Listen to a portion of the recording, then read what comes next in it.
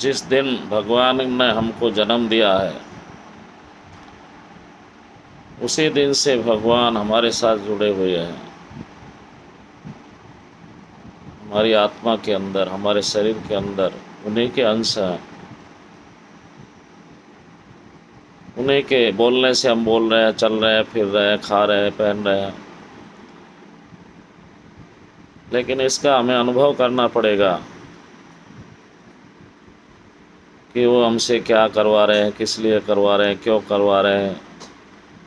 कहीं हमको दुख हो रहा है, कहीं हमको सुख शांति मिल रही है। तो ये सृष्टि की क्रियाएं हैं, ये सृष्टि के अंदर होना ज़रूरी है, इनसे घबराना नहीं चाहिए।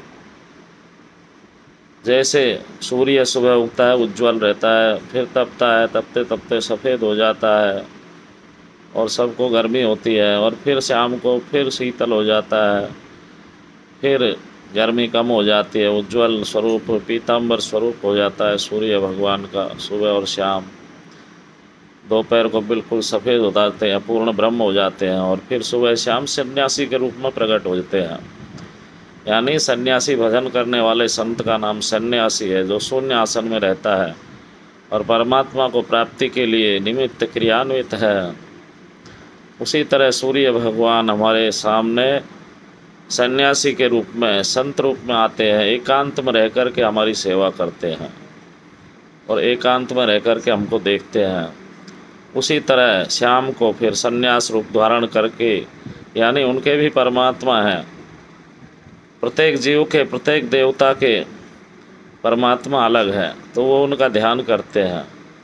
उनके निमित्त एकांतवास रह करके फिर दोबारा सन्यासी रूप यानी संत रूप धारण करके सृष्टि को देखते हैं, अपने परमात्मा का भजन करते हैं, ध्यान करते हैं, नमन करते हैं, सेवा करते हैं और इस सृष्टि को अपनी संतान रूप समझ करके इसका पालन करते हैं, इस सृष्टि का। इसी तरह हम अपनी भावनाओं को पवित्र करके सारी सृष्टि को, पूरी सृष्टि को अपना परिवार समझ करके हम सेवा करेंगे आपस में एक दूसरे की, तो हमारा ये सृष्टि स्वर्ग का रूप धारण करके हमें आनंद को प्रदान करेगी। जय जय रामेश्वरम, हर हर महादेव। मेरी भावनाएं हैं उनको आपके सामने प्रस्तुत करता हूं मैं।